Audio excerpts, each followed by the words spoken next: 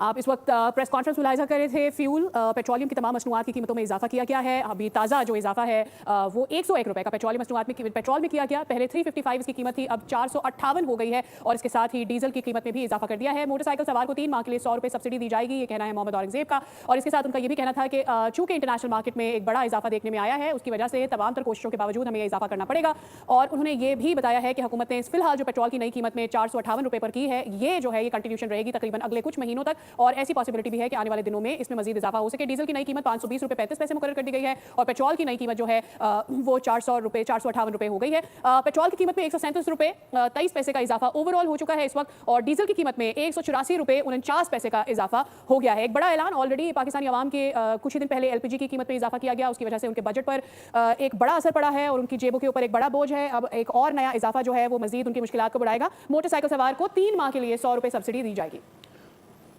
Petroleum मसनूआत की कीमतों में बड़ा इजाफा, यह कह लीजिए कि मुल्क की तारीख का सबसे बड़ा इजाफा, मुल्क की तारीख के सबसे हाईएस्ट पीक पे पेट्रोल की कीमत पहुंच चुकी है। नई कीमत है 458 रुपए फी लीटर। हुकूमत ने पेट्रोल की नई कीमत 458 रुपए फी लीटर मुकर्रर कर दी है और डीजल की नई कीमत 520 रुपए 35 पैसे मुकर्रर की गई है। और साथ ही आपको बताया कि पेट्रोल की कीमत में यकमुश्त 137 रुपए 23 पैसे इजाफा किया गया है।